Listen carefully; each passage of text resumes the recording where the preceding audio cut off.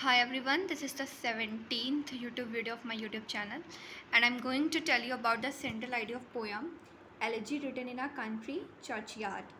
So this is आपको नाम से पता चल रहा है कि ये एलिजी है. एलिजी का मतलब होता है एलिजी को सैडनेस लैमेंटेशन इन सब से जोड़ा जाता है. एलिजी का मतलब होता है डेथ ऑफ अ नियरर और अ डियरर पर्सन. बट यहाँ पे किसी की डेथ नहीं हुई है, या अगर दूसरे एंगल से देखा जाए तो एक बार हुई भी है, बट यहाँ पे डेथ किसी पर्टिकुलर पर्सन की ना होकर के यूनिवर्सल लेवल पे बात की गई है. यहाँ पे डेथ को एक सिम्बलाइज किया गया है कि after death no childrens are missing his father and no one takes name. So this all expressions are described by the poet. So this poem is written by Thomas Gray. One more thing, Hindi में Thomas और English में pronunciation Thomas Gray. Basically it is an elegy. Elegy क्या होती है? Elegy का मतलब sadness और लैमेंटेशन से होता है. सैडनेस यानी दुख, लैमेंटेशन यानी विलाप.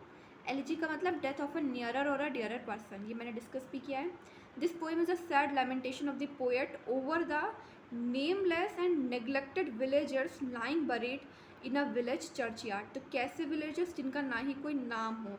यहाँ पे नेमलेस का मतलब वो कोई बहुत किसी बड़ी पर्सनालिटी के बारे में बात नहीं कर रहे थे. कॉमन पीपल के डेथ के बारे में बात कर रहे थे.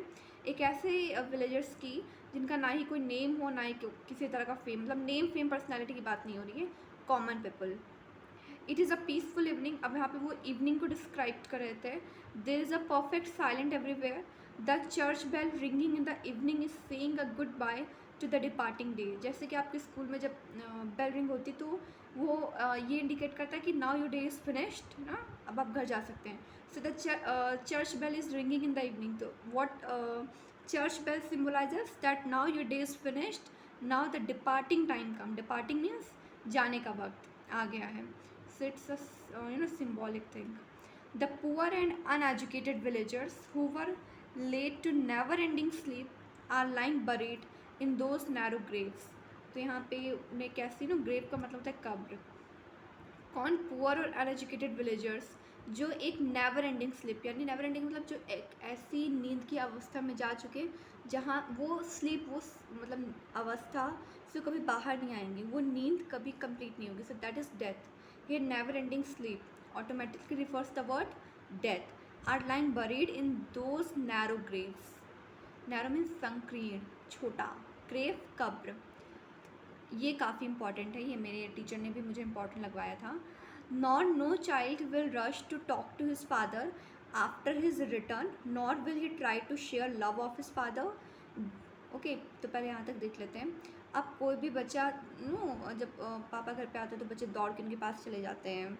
और अगर जैसे भाई, अगर आप 2-3 भाई बहन हैं तो then everyone try to be coming first to hug his father or to show love or towards his father. So now nothing is going to be happen. Why? Because father is dying. So that is what poet how symbolizes the death, how one can feel after the death of his nearer or dearer person. But here not we are talking about a particular person. Here we are talking about universal death.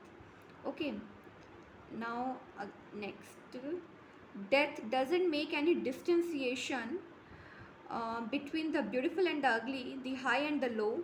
ठीक है, तो death कभी भी ये difference नहीं करता कि because you are beautiful so you will come after some time और you will not die. And if you are ugly, so there is no such differentiation or differentiation from death. If you are a rich or a high class, then you will not die. If you are a poor or a low class, then you will die. There is nothing like that. Some illiterate poet has written the names, years, and their places of fame on the memorial. He has written many verses on the memorial. At one which are likely to inspire a villager to die for a cause, he desired from his friends a drop of tear only. आपने बहुत से ऐसे लोगों को देखा होगा जो grave पर कुछ लिखवाते हैं. मैं यहाँ पे मैंने एक फ़ोटो ली भी है, ये ग्रेव है.